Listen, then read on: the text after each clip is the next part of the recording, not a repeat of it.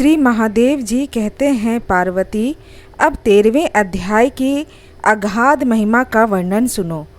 उसको सुनने से तुम बहुत प्रसन्न हो जाओगी। दक्षिण दिशा में तुंगभद्रा नाम की एक बहुत बड़ी नदी है। उसके किनारे हरिहरपुर नामक रमणीय नगर बसा हुआ है। वहाँ हरिहर नाम से साक्षात भगवान शिव जी विराजमान हैं, जिनके दर्शन मात्र से परम कल्याण की प्राप्ति होती है।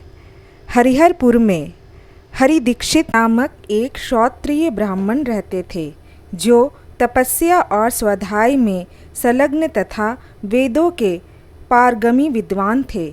उनकी एक स्त्री थी, जिसे लोग दुराचारा कहकर पुकारते थे। इस नाम के अनुसार ही उसके कर्म भी थे।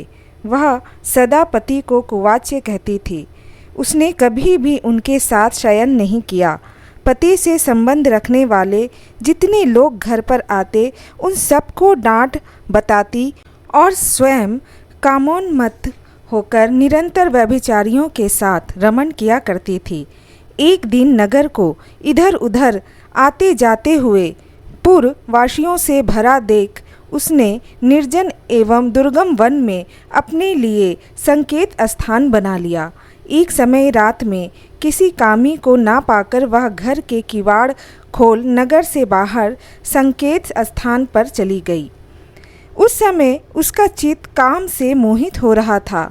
वह एक एक कुंज में तथा प्रत्येक वृक्ष के नीचे जा जाकर किसी प्रियतम की खोज करने लगी, किंतु उन सभी स्थानों पर उसका परिश्रम व्यर्थ गया।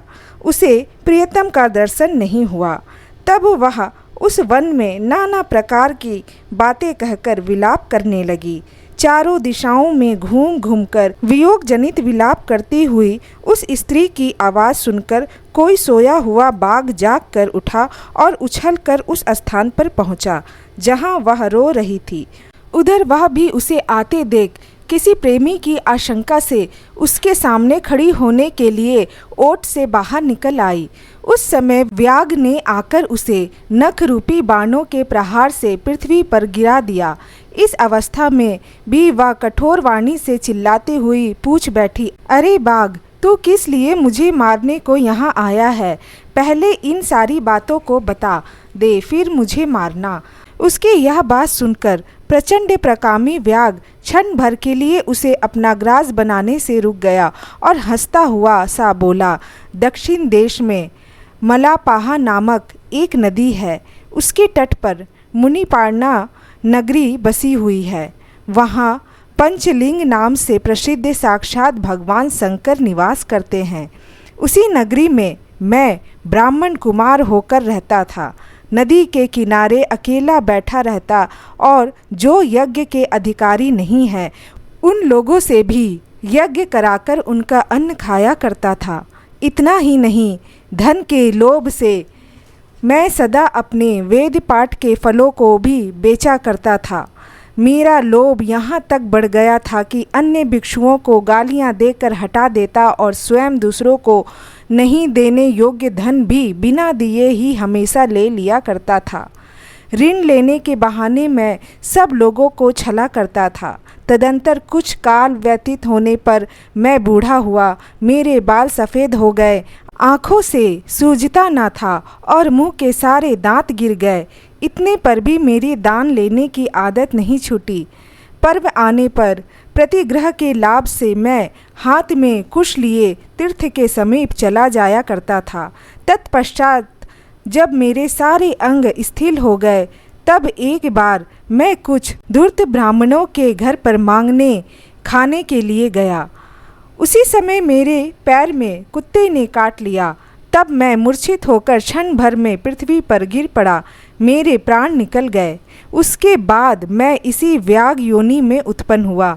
तब से इस दुर्गम वन में रहता हूँ तथा अपने पूर्व पापों को याद करके कभी धर्मिष्ठ महात्मा, यति, साधु पुरुष तथा सती स्त्रियों को मैं नहीं खाता। पापी, दुराचारी तथा कुल्टा स्त्रियों को ही मैं अपना भक्ष्य बनाता हूँ। अतः कुल्टा होने के कारण तू अवश्य ही मेरा ग्रास बनेगी। यूँ कहकर वे अपने कठोर नखों से उसके शरीर के टुकड़े टुकड़े करके खा गया। इसके बाद यमराज के दूत उस पापनी को संयमनीपुरी में ले गए। वहाँ यमराज की आज्ञा से उन्होंने अनेकों बार उसे विष्ठा, मूत्र और रक्त से भरे हुए भयानक कुंडों में गिराया। करोड़ों कल्पों तक उसमें रखने के बाद उसे वहाँ से ले आकर 100 मनवंतरों तक रौरव नरक में रखा। फिर चारों ओर मुँह करके दीन भाव से रोती हुई उस पापनी को वहाँ से खींचकर दहनानन नामक नरक में गिराया। उस समय उसके केश खुले हुए थे और शरीर भयानक दिखाई देता था।